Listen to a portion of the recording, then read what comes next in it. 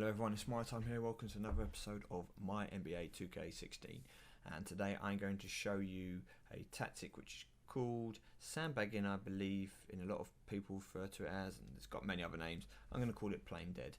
I'm going to show you what I mean. I'm just going to note that I have played nearly 960 games, so I do have a ladder reward coming up. 1,000 games. It is full card in your current tier, isn't it? Yep. Okay, 1,000 games. So jumping ahead slightly, I am going to go in, and as you can notice, one of the cards doesn't have its graphic because I couldn't bother to wait for it to finish downloading. And yeah, so I'm going to make two other ultra rare cards into pro, which I'll come to shortly, to get me into the epic tier. So when I get that full reward, it will be an epic card, and then I'll also get the board pull as well, which is your first time you enter into a new tier. Your first board reset will be a card of that tier. So I will probably do another video afterwards showing that. For the moment, let me just show you this tactic. Okay, so we'll go most dope 13. This is the way I play at the moment. So this is how I have got most of my wins and losses, or basically all of them. So I choose a player, one player, throw out my weakest card first of all, because the computer will normally put one of its better cards. So it doesn't matter whether I could have won or not. That's not what I'm concerned about. Game number two players. Now this is the game you have to win in my strategy, okay? Because there's 5 people and four quarters. So there's three solo quarters and a 2-player quarter. With the 2-player quarter basically being worth double points, if you want to think of it like that. So for this quarter, I'm going to throw out my best card, and well, just for the example, I'm going to throw out my 2 best cards. I wouldn't normally do this. I normally throw in a super rare as well, pro, but just for the simplicity of the video. So now I take the lead again. Okay, so we play 2 quarters. He's won 1, I've won 1, but I've got more points because it's a 2-player quarter. Now I have 2 very similar players, and I will throw out one of them, and I should win one of these last 2 matches because the computer tends to use its better cards for the various statistics early on. If you are worried about it, you can always use your boosts. I'm going to take mine off because I'm not worried, and I'm going to I've already won. But yeah, so the computer's going to try and use its better cards first of all. So this is where I play. I play to definitely try and win the two game match. If it happens to be a case that it's the 2 game that comes up straight away, I put my 2 best cards, hope I can win. If not, then I'll try and win the last 3. We'll just see if that happens now actually very quickly.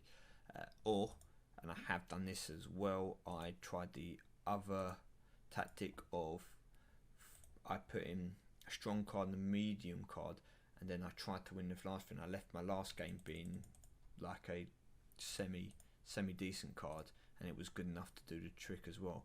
But now here, so I've thrown in one. I'm going to throw in another super rare pro, potentially going 2-0 down.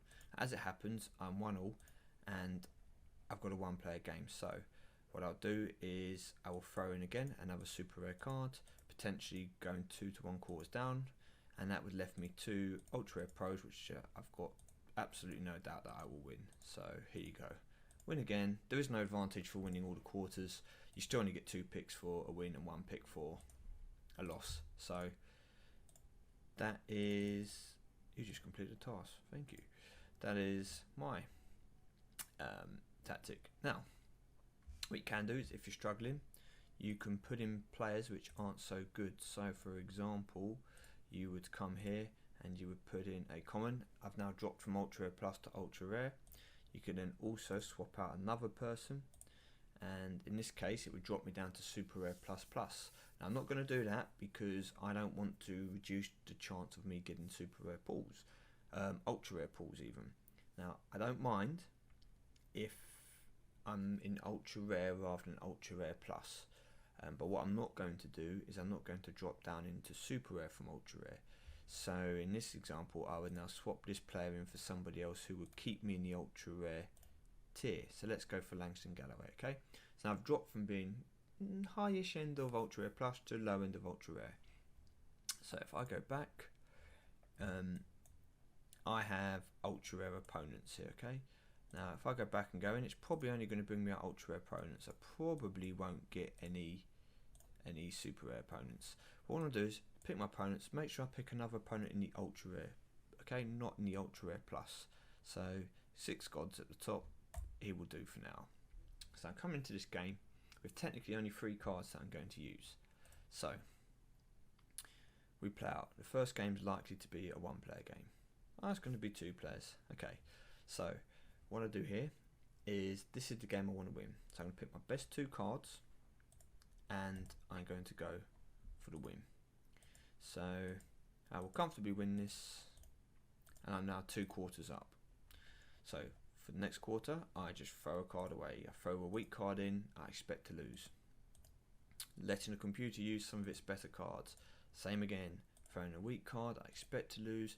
Letting the computer use some of its better cards. As it happens in this case, I'm going to be left with my Pro Super Rare, and I'm not going to use the boost, but you could have used a boost if you wanted to. He should be good enough to beat whatever the computer has left, and there you go, he's only got a normal Super Rare left.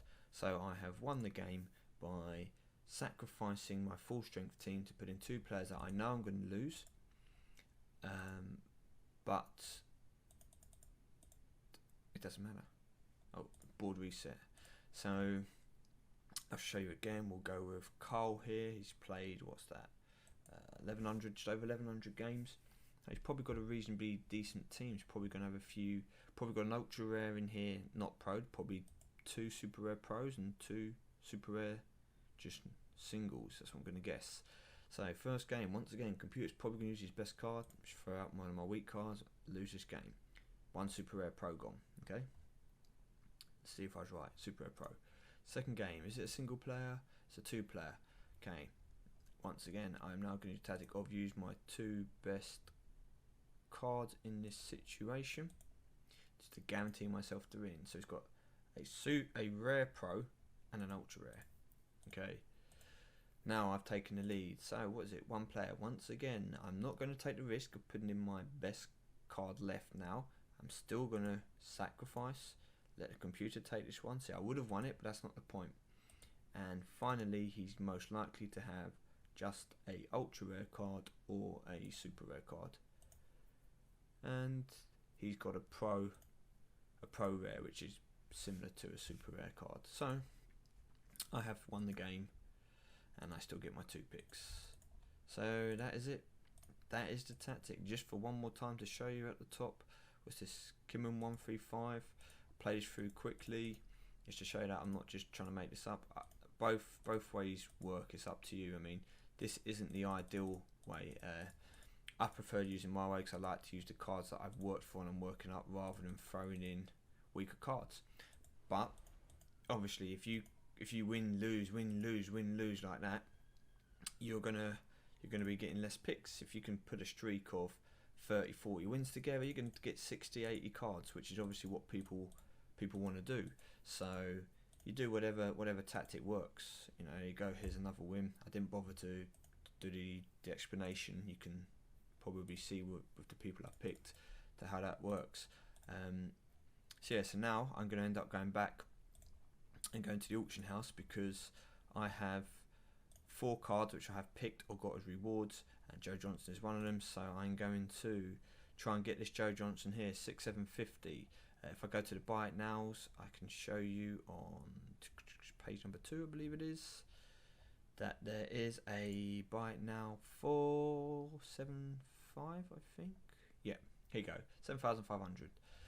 So always check when you're going to come look for a card. Always check all the pages, see what you can get it buy it now, so you don't overbid for it. So there's no bids on this at the moment, so I'm going to wait for a couple of minutes, try and get it at 6,750. If not, then I'm going to go purchase it at the 7.5. The same idea will happen with Brook Lopez, who's a slightly cheaper card, it seems to be overall. I can get him some buy it nows for, I think it's 8,000 was the cheapest. Yeah, 8,000 is the cheapest. So what I'll probably do is I might wait and put a bid in down here, or I might just try a bid for the 6,000 in a couple of hours.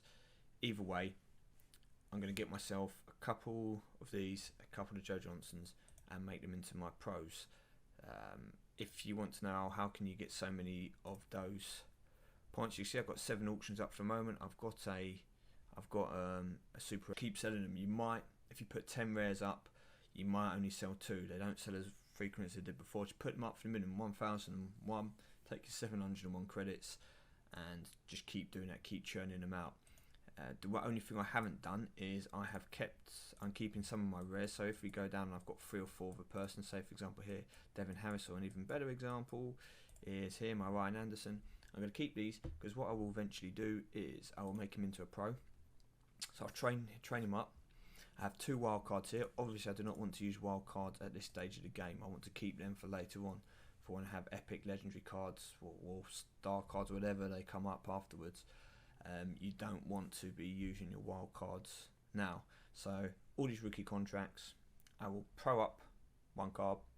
I will then make him into a pro, and I'll probably sell him on the auction house. That'll be my plan, because anyone who's starting the game or who's in season mode and who's in that super rare tier, remember a rare pro card will be better than a solo super rare. So technically, if you're new to the game, it's going to be a good card for you, and it will you will get some use out of it. The ones I've just got singles of, I'm just going to keep putting them up for sale. Now, the other tactic I was doing for a little while is quick sell of your rare cards only gets you 10 RP, which is a bit of a joke. But I was quick selling loads of my cards. Quick selling loads of these common cards, because they give you 1 less than the uncommon unless you go to the weaker cards. Now the support's going to give you 4, and the weaker common cards going to give you 6. But I thought, keep my common cards, train up my people.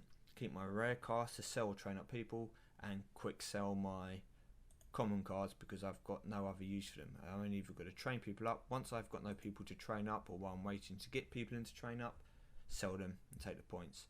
So yeah, make the most out of your auction house, and double check your team. See if you think that, hey, maybe I would be better off just to swap my team around, put in maybe 1 person rather than 2 people, up to you. Put in 1 weaker person.